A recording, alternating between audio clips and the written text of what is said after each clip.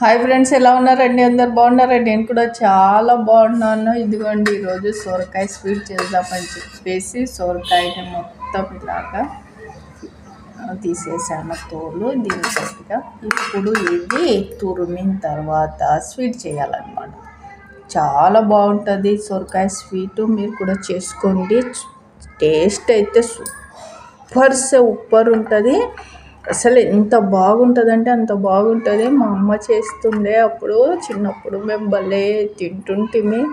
అసలు ఎంత ఓపిక చేసుకొని ఇలాంటిది ఒకటి కాదు, ఒక 2-3 పెద్ద సైజులు తీసుకొచ్చేటివి. ఇదైనా చాలా చిన్నగా ఉంది. పెద్ద సైజులు తీసుకొచ్చి తురిమి చేసేదన్నమాట. అమ్మకి భలే ఓపిక వంటలు చేసేటివి. చాలా ఇష్టంగా ఓపికతోటిగా ఎన్ని రకాలు చేసేదో. చాలా అసలు అమ్మ చేతి వంటనే. అమ్మ లాగా మనకంత ఓపికలు ఉండవు. ఇప్పుడే ఈ పూటనే ఎంతనన్నా తినండి, ఇప్పుడు కాదు, ఇది మళ్ళీ రేపు తినాలి, ఇది దాచుకోవాలి, ఎలా ఇప్పుడే అయిపోగొట్టుకుంటే ఎలా అలా ఏమీ అనేది కాదమ్మ.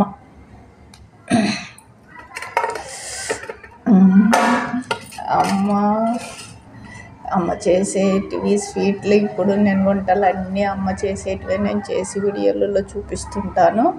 ఇప్పుడైతే ఈ స్వీట్ చెప్తాను ఎలా చేసుకోవాలనేది చూసి మీరు కూడా చేసుకోండి. ఓకే, ఇప్పుడు ఫస్ట్ దీన్ని తురుముదాం.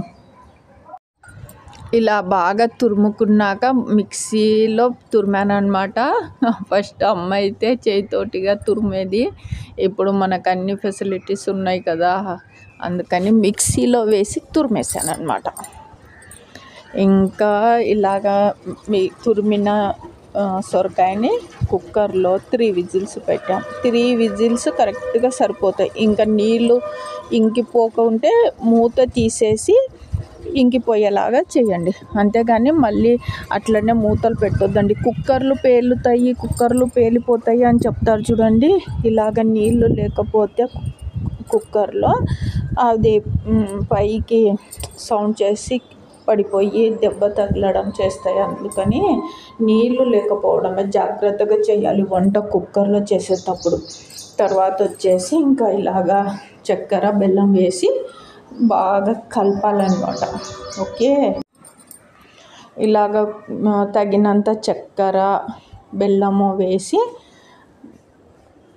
చక్కెర బెల్లం బాగా కరిగి ఇంకిపోతాయి. అందులో కూడా కొద్దిగా నీళ్ళ మాదిరి వస్తుంది కదా, ఆ నీళ్ళు మొత్తం ఇంకిపోయే వరకు కలిపేసి ఇంకా నెయ్యి, తర్వాత ఇలాగ డ్రై ఫ్రూట్స్ వేసి తాలింపు వేసుకోవడమే. చూసారా, కలర్ఫుల్ అయిన సొరకాయ స్వీట్ రెడీ అయిపోయింది.